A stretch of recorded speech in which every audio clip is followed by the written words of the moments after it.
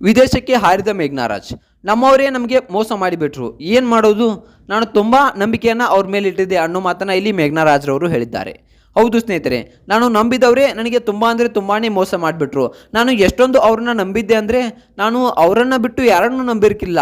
So ಅಷ್ಟೊಂದು ಅವ್ರನ್ನ ನಂಬಿದೆ. ಅವರೇ ನನ್ನ ಪ್ರಪಂಚ, ಅವರೇ ನನ್ನ ಜೀವನ, ಅವರೇ ನನ್ನ ಜೀವ. ಅವರು ನನ್ನ ಯಾವತ್ತೂ ಕೈ ಬಿಡಲ್ಲ. ನನ್ನ ಚಿರಂಜೀವಿ ಸರ್ಜಾ ಹೋದರೂ ಅವ್ರು ನನ್ನ ಜೊತೆ ಇರ್ತಾರೆ ಅಂತ ನಾನು ಅಂದ್ಕೊಂಡಿದ್ದೆ. ಆದರೆ ಅವರೇ ಇವತ್ತು ನನಗೆ ಕೈ ಕೊಟ್ಬಿಟ್ರು. ಸೊ ಅಂತ ಅವರ ಬಣ್ಣವನ್ನು ನನಗೆ ಬದಲಾಯಿಸಿ ಅವರ ಬಣ್ಣವನ್ನು ತೋರಿಸ್ಬಿಟ್ರು. ಸೊ ಈ ರೀತಿಯಾಗಿ ಮಾಡ್ತಾರೆ ಅಂತ ನಾನು ಅಂದ್ಕೊಂಡಿರಲಿಲ್ಲ ಅನ್ನೋ ಮಾತನ್ನು ಕಣ್ಣೀರು ಹಾಕುತ್ತಾ ಮೇಘ್ನಾರಾಜ್ರವರು ಒಂದು ವಿದೇಶಕ್ಕೆ ಹೋಗಿರೋ ಮಾತನ್ನು ಹೇಳ್ತಾ ಇದ್ದಾರೆ. ಸೊ ಅಷ್ಟಕ್ಕೂ ಏನಾಯಿತು, ಯಾರು ಬಣ್ಣವನ್ನು ಬದಲು ಮಾಡಿದ್ರು? ಏನಾದರೂ ಇವರು ಮದುವೆ ಆಗಬೇಕು ಅಂತಕ್ಕಂಥದ್ದವರು ಒಂದು ಬಣ್ಣವನ್ನು ಬದಲು ಮಾಡಿದ್ರ? ಇವರು ಎರಡನೇ ಮದುವೆ ಆಗಲು ಸಜ್ಜಾದವರು ಏನಾದರೂ ಬಣ್ಣವನ್ನು ಬದಲು ಮಾಡಿದ್ರ? ಏನಾಯಿತು ಅಷ್ಟಕ್ಕೂ? ಇದೆಲ್ಲದರ ಬಗ್ಗೆ ಸಂಪೂರ್ಣವಾದ ಮಾಹಿತಿಯನ್ನು ಈ ಒಂದು ವಿಡಿಯೋದಲ್ಲಿ ನಾನು ನಿಮಗೆ ಹಂತ ಹಂತವಾಗಿ ತಿಳಿಸ್ತಾ ಹೋಗ್ತೀನಿ. ಅದಕ್ಕೂ ಮೊದಲು ನೀವು ನಮ್ಮ ಚಾನಲ್ಗೆ ಹೊಸಬರಾಗಿದ್ದರೆ, ನೀವೇನು ನಮ್ಮ ಚಾನಲ್ನ ಸಬ್ಸ್ಕ್ರೈಬ್ ಮಾಡಿಲ್ಲ ಅಂದರೆ ಈ ಕೂಡಲೇ ಸಬ್ಸ್ಕ್ರೈಬ್ ಮಾಡಿ. ಹಾಗೆ ಒಂದು ಪಕ್ಕದಲ್ಲಿರೋ ಬೆಲ್ ಐಕಾನ್ನ ಪ್ರೆಸ್ ಮಾಡೋದ್ರ ಮೂಲಕ ನಮಗೆ ಸಪೋರ್ಟ್ ಮಾಡಿ. ಹಾಗಿದ್ರೆ ತಡ ಯಾಕೆ ಮಾಡೋದು, ಬನ್ನಿ ಸ್ನೇಹಿತರೆ ವಿಡಿಯೋನ ಸ್ಟಾರ್ಟ್ ಮಾಡೋಣ. ಮೊಟ್ಟ ಮೊದಲನೇದಾಗಿ ಹೇಳಬೇಕಪ್ಪ ಅಂತಂದರೆ ಕನ್ನಡ ಚಿತ್ರರಂಗದ ಕಿರುತೆರೆಯ ನಟಿ ಮೇಘ್ನಾರಾಜ್ ತುಂಬ ಅಂದರೆ ತುಂಬ ಫೇಮಸ್ ಆಗಿದ್ದರು. ತುಂಬಾ ಒಂದು ಒಳ್ಳೆಯ ಜೀವನವನ್ನು ನಡೆಸ್ಕೊಂಡು ಬರ್ತಾಯಿದ್ರು ಮೇಘ್ನಾ ಹಾಗೆ ಚಿರಂಜೀವಿ ಸರ್ಜಾ. ಆದರೆ ವಿಧಿಯ ಆಟ ಯಾಕಪ್ಪ ಅಂತಂದರೆ ವಿಧಿಯ ಆಟ ಯಾರು ಬಲ್ಲರು. ಹೌದು ಸ್ನೇಹಿತರೆ, ವಿಧಿಯ ಆಟದಂತೆ ಒಂದು ಚಿರಂಜೀವಿ ಸರ್ಜಾ ಅವ್ರನ್ನ ಅವರು ಕಳೆದುಕೊಳ್ತಾರೆ. ಚಿರಂಜೀವಿ ಸರ್ಜಾ ಅವ್ರನ್ನ ಕಳೆದುಕೊಂಡ ನಂತರ ತುಂಬಾ ಒಂದು ದುಃಖವನ್ನು ಪಡ್ತಾರೆ.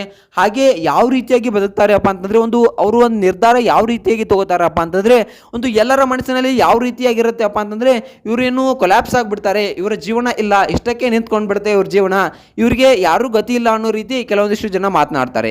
ಸೊ ಆದರೆ ಮೇಘ್ನಾರಾಜ್ರವರು ಯಾವುದಕ್ಕೂ ಎದೆಗುಂದದೆ ತಮ್ಮ ಮಗನೇ ತಮ್ಮ ಜೀವ, ತಮ್ಮ ಮಗನೇ ತಮ್ಮ ಸರ್ವಸ್ವ ಅಂತಕ್ಕಂಥ ಒಂದು ಯೋಚನೆಯನ್ನು ಇಟ್ಕೊಂಡು ತಮ್ಮ ಮಗನಲ್ಲೇ ತನ್ನ ಗಂಡನ ನೋಡಿಕೊಂಡು ಬೆಳೆಸ್ತಾರೆ. ತುಂಬ ಚೆನ್ನಾಗಿ ತಮ್ಮ ಮಗನನ್ನು ಸಿಂಗಲ್ ಪೇರೆಂಟ್ ಆಗಿ ಬೆಳೆಸ್ತಾರೆ. ಅದಾದ ನಂತರ ಏನಾಗುತ್ತೆಪ್ಪ ಅಂತಂದರೆ ತುಂಬ ಒಂದು ಹಲವಾರು ನಿಂದನೆಗಳು ಸಮಾಜದಿಂದ ಒಂದು ಮೇಘ್ನಾರಾಜ್ರವರಿಗೆ ಬರಲಿಕ್ಕೆ ಸ್ಟಾರ್ಟ್ ಆಗ್ತವೆ. ಆದರೆ ಆ ಯಾವುದು ನಿಂದನೆಯನ್ನು, ಆ ಯಾವುದು ಕೆಟ್ಟ ಮಾತುಗಳನ್ನು ಮೇಘ್ನಾರಾಜ್ರವರು ತಲೆಯಲ್ಲಿ ಹಾಕಿಕೊಳ್ಳದೆ ಸೊ ತಮ್ಮ ಮಗನೇ ತಮ್ಮ ಜೀವ ಅಂತಕ್ಕಂಥದ್ದನ್ನು ಒಂದು ತಲೆಯಲ್ಲಿ ಇಟ್ಟುಕೊಂಡು ತಮ್ಮ ಮಗನಿಗೆ ತಮ್ಮ ಸರ್ವಸ್ವವನ್ನು ಮುಡಿಪಾಗಿಟ್ಟು ಸೊ ಅವನನ್ನು ಬೆಳೆಸೋಕ್ಕೆ ಸ್ಟಾರ್ಟ್ ಮಾಡ್ತಾರೆ.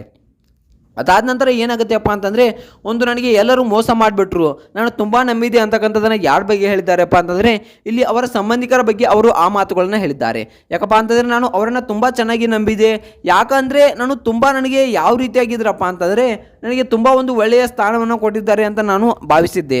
ಆದರೆ ಅದೆಲ್ಲ ಯಾವ ರೀತಿಯಾಗಿ ಬಿಡ್ತಪ್ಪ ಅಂತಂದರೆ ನನ್ನ ಗಂಡನ ಹೆಸರಿನಿಂದ ಒಂದಿಷ್ಟು ಅವರು ಕೆಲಸಗಳನ್ನ ಮಾಡ್ಕೊಳ್ತಾ ಇದ್ರು. ಯಾಕಪ್ಪ ಅಂತಂದರೆ ನಾನು ಇವರ ಅಂದರೆ ಮೇಘ್ನಾರಾಜ್ ಅಂದರೆ ಚಿರಂಜೀವಿ ಸರ್ಜಾ ಅವರ ಹೆಂಡತಿ ನನಗೆ ಪರಿಚಯ ಇದ್ದಾಳೆ, ಸೊ ಅವರು ನನಗೆ ಗೊತ್ತು, ಈ ರೀತಿಯಾಗಿ ಹೇಳ್ಕೊಂಡು ನನ್ನ ಗಂಡನ ಹೆಸರನ್ನು ಹೇಳಿಕೊಂಡು ಅವರು ಕೆಲಸವನ್ನು ಮಾಡ್ಕೊಳ್ತಾ ಇದ್ರು. ಸೊ ಅದಕ್ಕಾಗಿಯೇ ನನ್ನ ಗಂಡನನ್ನು ಬಳಸ್ಕೊಳ್ತಾ ಇದ್ರು. ಆದರೆ ನನಗೆ ಇದು ಗೊತ್ತಾಗಲಿಲ್ಲ. ಚಿರಂಜೀವಿ ಸರ್ಜಾ ಅವರು ಮರಣ ಹೊಂದಿದ 6 ತಿಂಗಳಿಗೆ ಎಲ್ಲರ ಬಣ್ಣ ಬದಲಾಯಿತು. ಸೊ ಎಲ್ಲರ ಬಣ್ಣ ಬದಲಾಯಿತು, ಎಲ್ಲರೂ ಹೇಗೆ ಅನ್ನೋದು ಗೊತ್ತಾಯಿತು ನನಗೆ ಅನ್ನೋ ಮಾತನ್ನ ಇಲ್ಲಿ ಮೇಘ್ನಾರಾಜ್ರವರು ದುಃಖದಿಂದ ಹೇಳ್ತಾರೆ.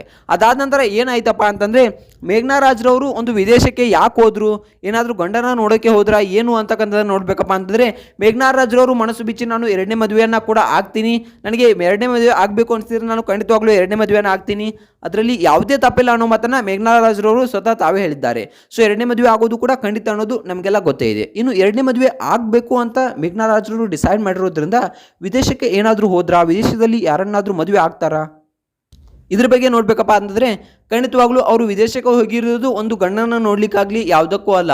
ಮೇಘ್ನಾರಾಜ್ರವರು ವಿದೇಶಕ್ಕೆ ಹೋಗಿರೋದು ಸೊ ತಮ್ಮ ಮಗನ ಪ್ರವಾಸಕ್ಕೆ. ಹೌದು ಸ್ನೇಹಿತರೆ, ಮಗನ ಸ್ಕೂಲ್ಸ್ಗಳು ಹಾಲಿಡೇ ಇರೋದ್ರಿಂದ ಮಗನನ್ನು ಕರೆದುಕೊಂಡು ಸುತ್ತಾಡಲು ಮೇಘ್ನಾರಾಜ್ರವರು ವಿದೇಶಕ್ಕೆ ಹೋಗಿದ್ದಾರೆ. ಸೊ ಅಷ್ಟೇ.